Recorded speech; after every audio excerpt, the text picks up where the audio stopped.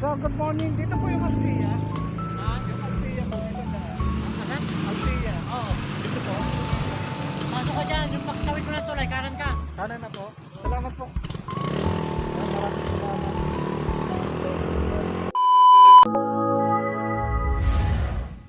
Hello, good evening. After nga po ng work ko, magdi-deliver naman ako ng grass trimmer. Feeling lalamove muna tayo tonight, kaya soon magiging part tayo ng lalamove. Kaya waiting lang, sana makapasa ako sa lalamove para makapag-sideline tayo after nga ng work natin sa SM. Bali, pag-out ko nga pala ng 6:30 sa trabaho ay nakapag-message na agad sa akin si sir. Makakatuloy daw ako sa pagdi-deliver ko mamaya pag-out ng trabaho. Kaya naman nag-reply agad ako, sir, pag-uwi ko, pag-out ko, uwi muna pa ako ng bahay at i-deliver ko na po sa inyo. Bali, i-deliver ko siya sa Altia Binyan pero hindi pa ako nakakarating doon. Basta sabi niya malapit lang daw sa munisipyo ng Binyan. Medyo traffic nga lang sa ganitong oras dito sa Makabling Highway. Mabilis lang naman yung dito, yung stoplight niya.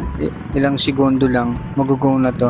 Ayan, nag-green na, kaya let's go na tayo. Turn nga niya ng at Makabling stoplight para mas malapit daw ang pagpunta ko sa may Altia Binyan. Daan lang daw ako ng SM dito sa likod ng Binyan. So yun, green up ko na, kailangan ko mag-sideline para dagdag income din. Makakatulong to sa pang-araw-araw na budget ko sa pagpasok sa trabaho. So yun, another stoplight dito po sa tapat ng Centennial sa may gas station, sa may ilog. Medyo may katagalan din yung time nung stoplight dito, almost 100 seconds. Share ko lang din dito sa gas station na to, mura lang. Kaya dyan ako madalas magpagas. Minsan doon sa kabila. Ang pagitan lang naman lagi nila 2 pesos, 1 pesos. Kaya dyan ako nagpapagas. Doon sa kabilang station, sa pagtawid ng ilog, yung mga branded naman na gas station, medyo may kamahalan para sa akin. Siguro doon sa mga may pera, basic lang sa kanila. Para sa akin kasi pag nagbabudget ka, maghahanap ka talaga ng mas murang gas. Sa mga nakakapanood ng video na to, after nitong tulay na to, yung pakanan, may sport complex yan. Tapos dire-diretso lang tayo sa second stoplight, kakaliwa po tayo dito. Ito naman yung papuntang Binyan City Hall. Hindi lang mga taga Binyan ang dumadaan dito.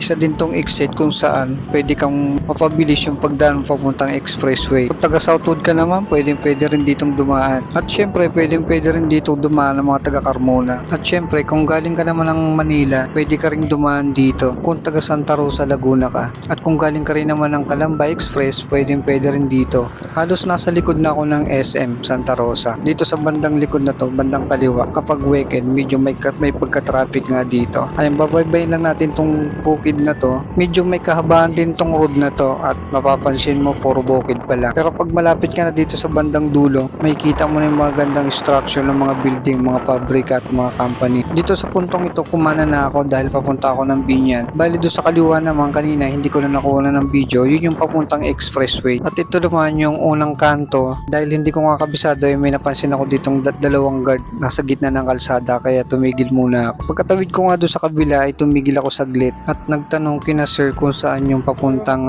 City Hall ng Binyan, Altea. Ayun kina sir, shoutout sa inyong dalawa po. Maraming salamat. Di pa ako nakakalayo, may nakita na akong arko pakaliwa, kaya nagtanong na ako dito sa tricycle driver na nakaparada sa gilid kay sir. Yung Altia. Yung Altia po. Dito na. Asan? Altia. Oo. Dito po. Pasok ka dyan, yung pagtawid mo ng tulay, kanan ka. Kanan na po. Salamat po. Maraming salamat. Pagpasok ng tulay, kanan daw. Ito, may pakanan nga dito. Ito na nga. Ito na nga. Kanan.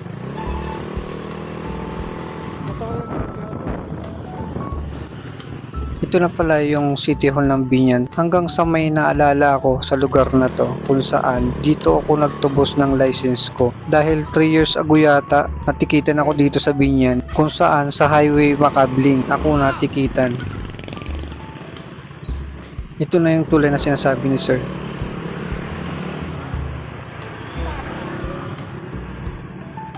Ito, Altia.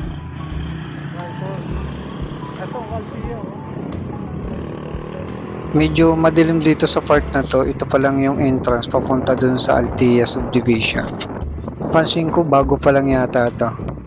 At medyo konti pa lang ang bahay. Maganda yung coffee shop ni madam. At ito na nga yung guard papuntang Altia. May kalawakan to pero konti pa lang talaga mga bahay at pagaganda rin naman ang structure. Hello po sir, good evening. Saan po? Pwede po magtanong. Sir, salamat po. At nag-message na nga ako kay sir na nandito ako sa guard. Kung hindi ako nagkakamali sa mga gantong sikat na subdivision, ay familiar at kilala ng mga guard yung mga nakatira dito. Kaya tinanong niya sa akin kung ano yung pangalan at pinakita ko na nga yung pangalan ni sir. At tiningan niya na nga ako ng picture ng valid ID. At hinahanap ko na nga dito sa may bandang dulo daw kaliwa tapos pakanan. Dahil wala akong eksaktong address, nagtanong ako dito kung saan yung eksaktong address ni sir. Bali yung napagtanungan ko, hindi nila kilala yung hinahanap.